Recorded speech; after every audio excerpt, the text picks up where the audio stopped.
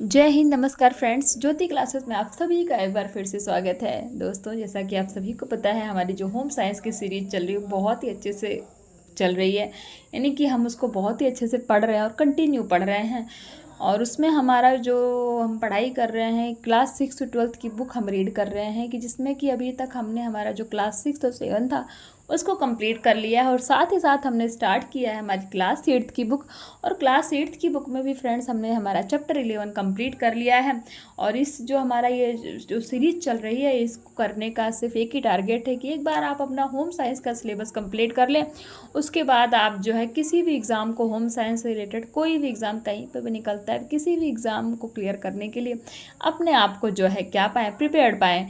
तो इसी के साथ, इसी उम्मीद के साथ फ्रेंड्स हमने ये सीरीज स्टार्ट की है। और आप सभी के सपोर्ट की बहुत ही आवश्यकता है, क्योंकि जब तक आप लोग सपोर्ट नहीं करेंगे तो मेरा भी जो है क्या है, डिमोटिवेशन बढ़ता जाएगा। मैं भी डिमोटिवेट हो जाऊंगी और फिर नहीं समझ में मुझे लगेगा कि जो मैं सीरीज़ करा रही हूँ आप लोगों के किसी काम की नहीं है।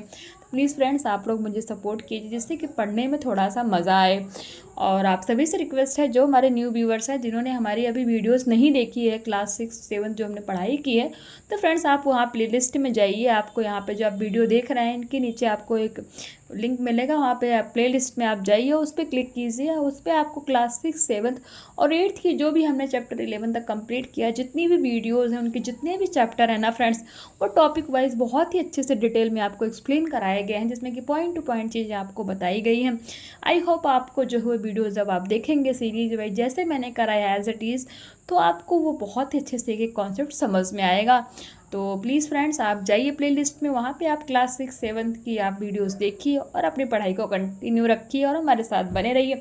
और चैनल पर नए नए आए हैं तो प्लीज़ चैनल को सब्सक्राइब कीजिए, बेल आइकन प्रेस कीजिए, जिससे कि जब भी वीडियोस अपलोड होती है सबसे पहले नोटिफिकेशन आपके पास पहुँचे। और इस वीडियोस को ज़्यादा से ज़्यादा अपने फ्रेंड के साथ शेयर कीजिए, जिससे कि उनकी भी पढ़ाई में हेल्प हो सके फ्रेंड्स।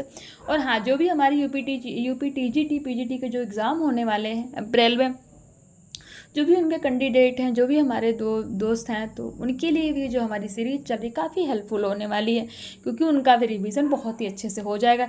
चलिए बिना टाइम वेस्ट किए शुरू करते हैं आज की क्लास। स्क्रीन पर आप देख पा रहे होंगे, आज की क्लास में हम करने वाले हैं वस्त्रों की कटाई तथा सिलाई के बारे में हम जानेंगे। It means stitching of cloth के बारे में हम पढ़ेंगे। इसको स्टार्ट करने से पहले फ्रेंड्स, हमने प्रीवियस क्लास में क्या पढ़ा था, फटाफट उसका जो है क्विक रिवीजन लेते हैं, क्योंकि आप सभी को पता है कि revision is the most important part of our study.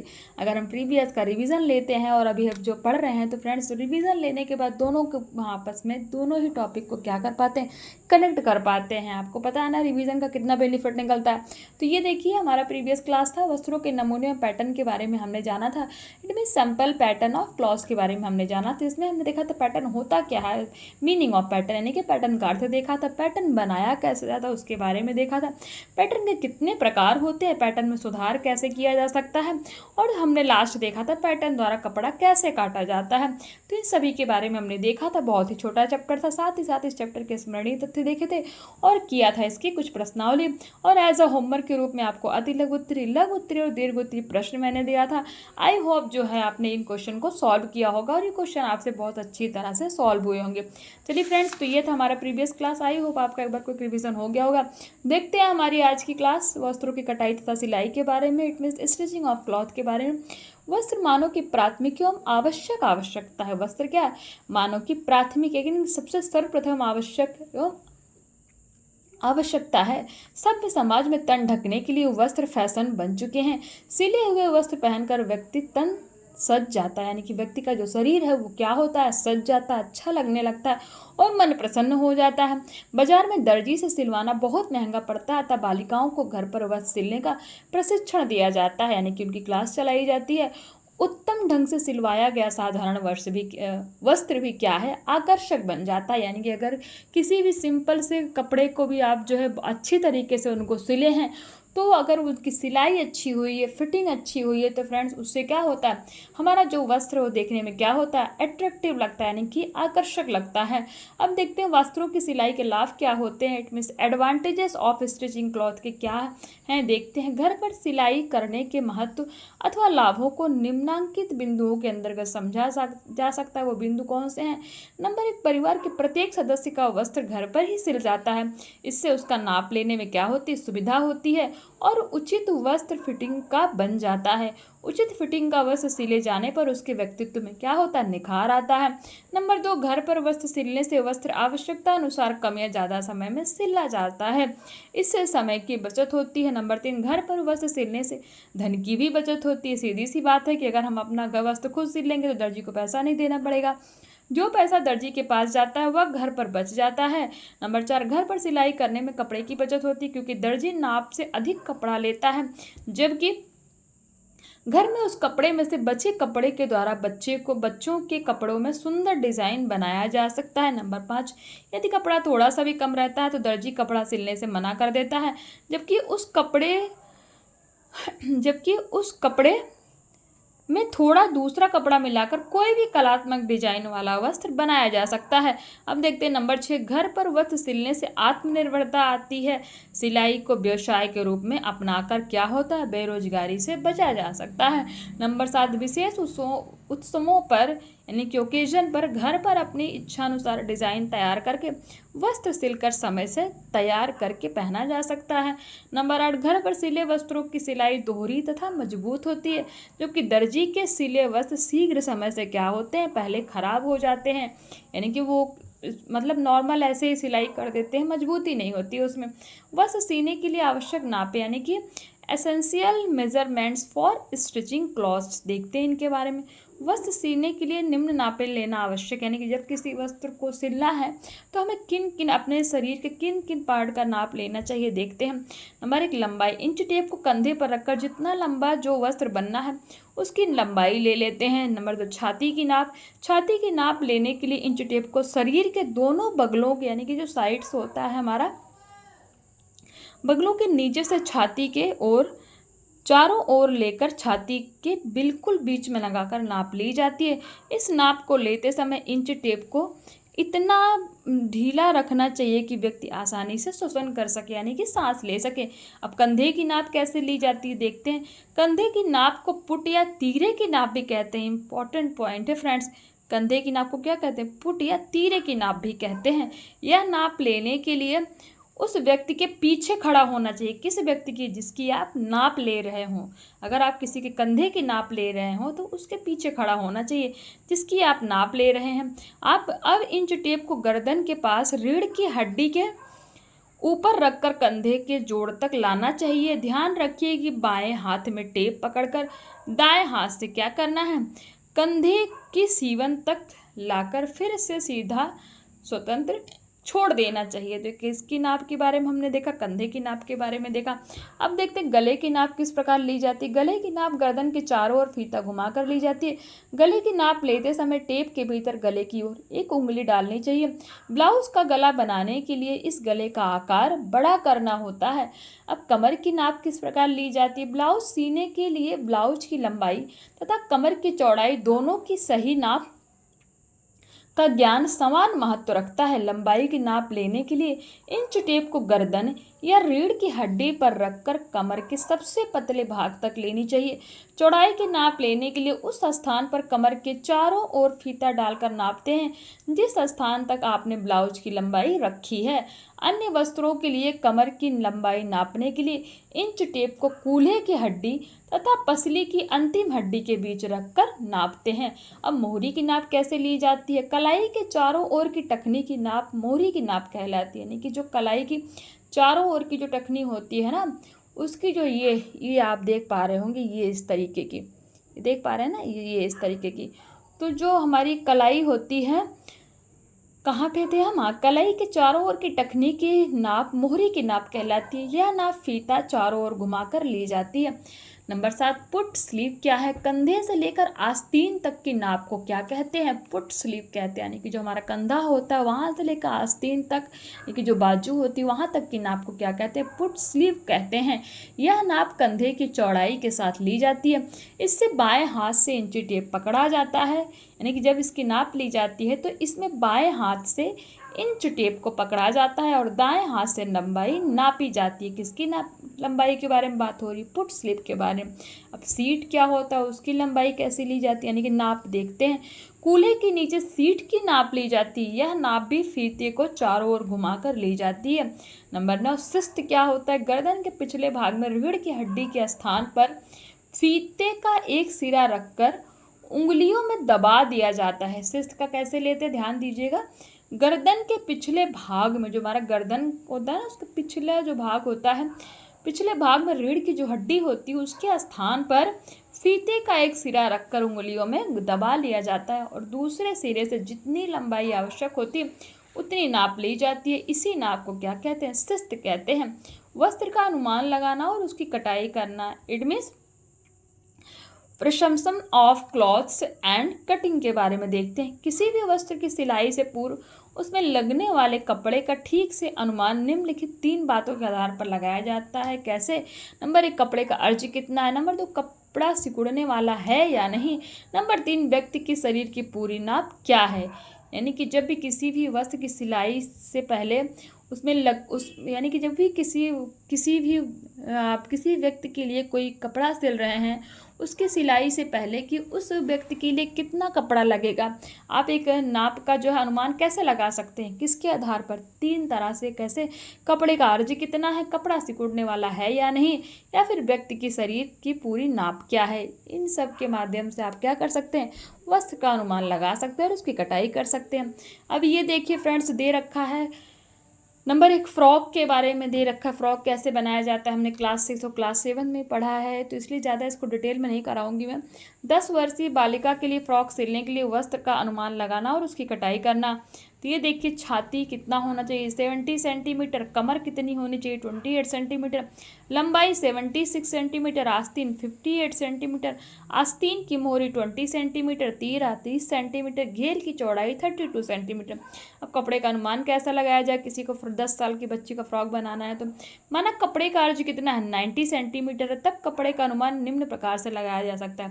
यानी कि जो कपड़ा है उसका जो अर्ज है, आपने मान लिया, सपोज एग्जाम्पल के तौर पर बता रहे हैं 90 सेंटीमीटर है, तो इसके आधार पर कपड़े का अनुमान कैसे लगाया जा सकता है? नंबर 2 घेर की लंबाई प्लस 2 बॉडी के नीचे के मोड़ प्लस 2 बॉडी की लंबाई माइनस 2 लंबाई कमर से कंधे तक 6 is equal to 60 centimetre plus 14 centimetre plus 54 centimetre plus 130 centimetre is equal to 1 metre 30 centimetre कुल कपड़ा चाहिए। यानी कि ये सबको जोड़ दिया तो बता दिया कि एक 10 साल के बच्चे का जो है, अगर उसका अर्ज क्या है 90 सेंटीमीटर है, तो कितना चाहिए, 1 मीटर 30 सेंटीमीटर कुल कपड़ा चाहिए। समझ में आया? ड्राफ्ट कैसे बनाया जा सकता है? ड्राफ्ट मेकिंग हमने पढ़ा था। कपड़े के अर्ज में से बॉडी काट कर बाकी बचे कपड़े में दोनों आस्तीनों तक शेष फ्रॉक के लिए कपड़ा निकाल लें। अब फ्रॉक की बॉडी 1 से 2 इज इक्वल टू बॉडी की लंबाई इज इक्वल टू 30 सेंटीमीटर, 1 से 3 बराबर पुट का नाप 1.5 सेंटीमीटर, 3 से 4 बराबर छाती का 1.25 centimetre plus 2.54 centimetre is equal to 20.04 centimetre. इन्होंने क्या बोला है कि फ्रॉक की जो बॉडी बनानी उसके बारे में बताया है। तो ये देखिए, यहाँ पे इतना लंबा सब दे रखा है, आप इसका स्क्रीनशॉट ले लीजिए, क्योंकि ये चीज़ें क्या है फ्रेंड्स, ये इन्होंने एक एग्जाम्पल के तौर पे बताई है।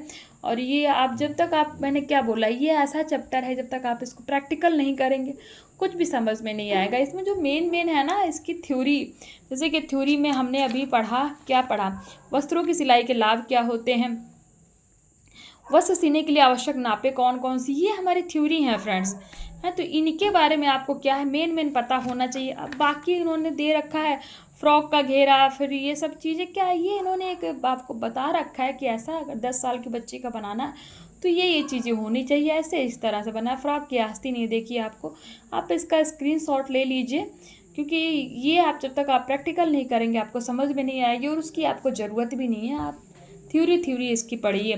तो आप चाहें तो इसका स्क्रीनशॉट ले करके प्रैक्टिकल करके आप इसको कर सकते हैं। ये सब दे रखा है इन्होंने। फ्रॉक का घेरा बनाने के लिए क्या करना है, ये जो ऊपर वाला है इन्होंने दिया है फ्रेंड्स क्या, ड्राफ्ट बनाया, यानी कि फ्रॉक की बॉडी के लिए पूरा इन्होंने मेजरमेंट दे रखा है, यानी कि फ्रॉक की जो बॉडी है वो उसके लिए दे रखा है। फ्रॉक का घेरा बनाने के लिए क्या दे रखा है, ये सब दे रखा है। अब सिलाई कैसे करनी है फ्रॉक की ये देख लेते हैं, ये मेन है। फ्रॉक सिलने के लिए सबसे पहले कंधों को जोड़ते हैं, कंधे जोड़ने के लिए दोहरी सिलाई लगाते हैं, इसी में आगे पीछे की बगल जोड़ देते हैं। आस्तीन की मोहरी पर 2.5 सेंटीमीटर चौड़ी पट्टी मोड़ देते हैं। इसकी तुरपाई भीतर की ओर से करके दोनों आस्तीनों को दोहरी सिलाई में जोड़ देते हैं। उसके बाद फ्रॉक के घेरे में दोहरी सिलाई लगा करके नीचे की ओर 5 से 5 सेंटीमीटर कपड़ा मोड़ते हुए अंदर की ओर क्या कर देते हैं, तुरपन कर देते हैं। बॉडी में घेर और मुड्ढों में बाहों को सादी सिलाई से जोड़कर तैयार करते हैं। बॉडी के पीछे की ओर 10 सेंटीमीटर कपड़ा काटकर दोनों किनारों की पट्टी सिलकर और मोड़कर तुरपन कर देते हैं। बस फ्रॉक तैयार है। तो इस तरह फ्रॉक की सिलाई की जा सकती है। अब लड़कियों का सादा कुर्ता बनाने के लिए कपड़े का अनुमान लगाना और काटना, ये देखिए इन्होंने अभी फ्रॉक के बारे में दिया था। अब किसी लड़की का सादा कुर्ता बनाना है तो उसके लिए आप कपड़े का अनुमान कैसे लगा सकते हो, उसको काट कैसे सकते हैं। तो ये देखिए फ्रेंड्स, ये दे रखा है। नाप कैसे लेना है, सीना 82 सेंटीमीटर, लंबाई 94 सेंटीमीटर या कम ज़्यादा, तीरा कितना 44 सेंटीमीटर, गला इच्छा अनुसार शेष शेप का, यानी कि जिस शेप का आपको गोल गला चाहिए, गोल वी चाहिए, वी जैसा चाहिए। आस्तीन 35 सेंटीमीटर, कुर्ते का कपड़ा बराबर लंबाई इंटू 2+1 आस्तीन की लंबाई और 20 सेंटीमीटर लिया जाता है। और सामान 1 से 2 बराबर सीना इंटू 7 सेंटीमीटर तक कपड़ा दोहरा किया जाता है। मोड़ अपनी ओर रखा जाता है। 1 से 3 बराबर, ये सब दे रखा है फ्रेंड्स, क्योंकि काफ़ी बड़ा है। आप इसको देख लीजिए, इसका स्क्रीनशॉट ले लीजिए। ये आप देख सकते हैं। ये देखिए, ये है पूरा स्टिचिंग का फ्रेंड्स। तो प्लीज़ आप इसका स्क्रीनशॉट ले लीजिए, क्योंकि ये प्रैक्टिकल ही है, ये आपके एग्ज़ाम में नहीं आने वाला है। अब ये देखिए सलवार दे रखा है, ऐसे इन्होंने एज इट इज़ सलवार के बारे में दे रखा है। इसका भी आप स्क्रीनशॉट ले सकते हैं। सलवार कैसे बनाया जाता है, सलवार की नाप कैसे ली जाती है, सलवार कम घेर की किस तरह बनाते हैं, इसकी नाप कैसे लेते हैं, ये आप देख पा रहे हैं फ्रेंड्स। तो इस तरीके से, क्योंकि इसको पढ़ने का हमने पहले भी पढ़ रखा है ना 6th और 7th क्लास की बुक में, तो इसको ज़्यादा पढ़ करके टाइम वेस्ट करने का कोई मीनिंग नहीं, क्योंकि बार बार एक ही चीज़ दोहराने का कोई मीनिंग नहीं है। तो ये देख लीजिए आप। ज़्यादा डिटेल में पढ़ना है तो आप क्लास 6 और 7 की वीडियोस आप देख सकते हैं। ये इस तरीके का इन्होंने दे रखा है। फिर उसके बाद फ्रेंड्स इसमें ज़्यादा कुछ है नहीं। तो अब बेल्ट वाली सलवार की नाप किस तरीके से ली जाती है, तो ये देखिए आप, इन्होंने बना करके चार्ट के माध्यम से आपको समझा भी रखा है। तो आप इसका भी स्क्रीनशॉट ले के इसको पढ़ सकते हैं अच्छे से खुद भी। तो ये हमारा चैप्टर इसी के साथ फ्रेंड्स समाप्त होता है। और ये है इस चैप्टर का स्मरणीय तथ्य, वस्त्र से ही व्यक्ति की सामाजिक प्रतिष्ठा तथा संस्कृति का अनुमान लगाया जा सकता है। कंधे की नाप को पुट या तीरे की नाप भी कहते हैं। अकॉर्डिंग टू बुक यही 2 जो हमारे पॉइंट हैं, ये बहुत इंपॉर्टेंट है। इनको आपको स्मरण रखना है, यानी कि मेमोरी में अपने फीड करना है। मेमोरेबल फैक्ट है ना ये, मेमो नाम से ही पता चलता है, यानी कि मेमोरी में रखने वाली बातें कौन सी हैं इस चैप्टर की, यानी कि इन्होंने इस 2 पॉइंट को ही इंपॉर्टेंस इस चैप्टर में बताया। वैसे पढ़ना तो हमें सब कुछ है, लेकिन अकॉर्डिंग टू बुक इन्होंने इसी को पॉइंट बताया है। तो ये था हमारा स्मरणीय तथ्य। चलिए फटाफट देख लेते हैं इसकी प्रश्नावली। कुछ ज़्यादा क्वेश्चन नहीं करेंगे, वही अपना जो हम हमेशा करते आए हैं, रिक्त स्थान, सही गलत और बहुविकल्पी के बारे में देखते हैं। तो रिक्त स्थान में देखिए, पुराने वस्त्र को ठीक मरम्मत करने से वे क्या होते हैं, अधिक समय चल जाते हैं, सही है। व्यक्ति की नाप लेते समय उसके किस ओर खड़ा होना चाहिए, दाहिनी ओर खड़ा होना चाहिए। आप देखिए ना, व्यक्ति के जब भी आप किसी व्यक्ति की नाप ले रहे हैं उसके किस ओर खड़ा, दाहिनी ओर खड़ा होना चाहिए। और ये बुक में क्या दे रखा है, ये देखिए बुक में इन्होंने क्या दे रखा है, बुक में इन्होंने दे रखा है नंबर 2 में क्या दे रखा है, नाप, यानी कि व्यक्ति की नाप लेते समय उसके नाप की ओर खड़ा होना चाहिए। तो इसीलिए मैं बोलती हूँ इसके जो आंसर की आती है ना, आप इस पर मत जाया करिए, रॉन्ग प्रिंट हो जाता है ये कभी कभी। तो जो मैं कराती हूँ उसी को आप ध्यान दिया करिए। तो हमें क्या है, कोई नंबर 2 में हमारा सही क्या होगा, व्यक्ति की नाप लेते समय उससे किस ओर खड़ा होना चाहिए, दाहिनी यानी कि राइट हैंड साइड खड़ा होना चाहिए। कंधे की नाप लेने के लिए व्यक्ति के पीछे खड़ा होना चाहिए। डैश की नाप गर्दन के चारों ओर फीता घुमा कर ली जाती है। किसकी नाप गर्दन के चारों ओर फीता घुमा कर ली जाती है? तो वो गले की नाप। अब देखते हैं सही वाक्य पर सही का निशान देखते हैं। सभ्य मानव समाज में वस्त्र मनुष्य की एक मौलिक आवश्यकता है। सही है, ये स्टेटमेंट हमारा ट्रू हो जाएगा। बालिकाओं को सिलाई का ज्ञान होना आवश्यक नहीं है, तो जी नहीं, होना आवश्यक है, ये स्टेटमेंट हमारा रॉन्ग हो जाएगा। सिलाई जानना गृहिणियों का एक गुण माना जाता है तथा ऐसी गृहिणियों की प्रशंसा की जाती है, तो जी हाँ, ये स्टेटमेंट हमारा ट्रू है। साथ ही साथ नाप लेने और देने वालों को क्या है? असमतल भूमि पर खड़े होना चाहिए। असमतल, तो ये स्टेटमेंट हमारा क्या है? रॉन्ग है। जो नाप लेता है और जो नाप लेता है और जिसका नाप लिया जाता है, उन दोनों को क्या है? समतल भूमि पर खड़ा होना चाहिए। तो ये था फ्रेंड्स हमारी प्रश्नावली, और हमेशा की तरह आपको एज अ होमवर्क अति लघु उत्तरी, लघु उत्तरी और दीर्घ उत्तरीय प्रश्न जो है ये दिया गया है। प्लीज़ आप इनका स्क्रीनशॉट लीजिए और इनको फ्रेंड्स सॉल्व करने की कोशिश कीजिए। हम वस्त्र को क्यों पहनते हैं? व्यक्ति की नाप लेते समय किस ओर खड़ा है? गले की नाप किस प्रकार ली जाती है? पुट स्लीव किसे कहते हैं? वस्त्रों की आवश्यकता क्यों होती है? कमर की नाप किस प्रकार ली जाती है? कमर की नाप किस प्रकार? कंधे की नाप के बारे में दिया। नाप लेते समय ध्यान रखने की बातें क्या? सिलाई जानने से क्या लाभ है? कपड़े का नाप लेने की विविध जो है विधियों का वर्णन कीजिए। आप देखिए ऐसा कोई क्वेश्चन नहीं है फ्रेंड्स जिसमें आपको जो ये सब चीज़ें जो है आपसे पूछी गई हो, क्योंकि ये आपके काम की ही नहीं है। मैंने आपको इसीलिए मैंने आपको इसमें ज़्यादा पढ़ाया नहीं, मैंने बोल बोल के नहीं बोला। आप चाहें तो अपने नॉलेज के लिए आप इसका स्क्रीनशॉट ले सकते हैं, क्योंकि ये आपके किसी काम की नहीं है। कि ये सब चीज़ें क्या है फ्रेंड्स, हमारा जब होम साइंस का एग्ज़ाम होता है तो प्रैक्टिकल में आती है, और प्रैक्टिकली आपको पता ही, अगर आप लोग जो एग्ज़ाम्स दे रहे होंगे तो आपको पता है प्रैक्टिकल आपसे कुछ करवाया नहीं जाता, सिर्फ सिंपल से MCQs क्वेश्चन आते हैं, उन्हीं को आपको सॉल्व करने होते हैं। तो इसीलिए मैंने आपको इसको नहीं पढ़ाया। आप सोच रहे होंगे ये सब तो पढ़ाया ही नहीं, तो फ्रेंड्स इसको कराने का कोई मीनिंग नहीं है। एज अ नॉलेज के रूप में आप इसको स्क्रीनशॉट लेके पढ़ के आप अपने नॉलेज में इसको रख सकते हैं। और जो हमने पढ़ा है देखिए वही सारे क्वेश्चंस हमारी बुक में भी हैं, वही सारे क्वेश्चंस हमें दिए गए हैं। तो आई होप ये वीडियो आपको समझ में आई होगी, ये टॉपिक आपको अच्छा लगा होगा। अगर फ्रेंड्स वीडियो समझ में आई हो, आपको टॉपिक समझ में आ रहे हो, कॉन्सेप्ट अच्छा लग रहा हो, तो प्लीज़ चैनल को सब्सक्राइब कीजिए, बेल आइकन प्रेस कीजिए, जिससे कि जब भी वीडियोज़ अपलोड करूँ सबसे पहले नोटिफिकेशन आपके पास पहुँचे और आपकी पढ़ाई में कोई बाधा ना उत्पन्न हो सके। और हाँ, इस वीडियोज़ को अपने फ्रेंड के साथ ज़्यादा से ज़्यादा शेयर कीजिए, जिससे कि आपके साथ साथ वो भी इस सीरीज का लाभ उठा सके। तो चलिए फ्रेंड्स, मिलते हैं नेक्स्ट क्लास में। तब तक के लिए जय हिंद, नमस्कार। हंसते रहिए, मुस्कुराते रहिए, एक दूसरे की हेल्प करते रहिए।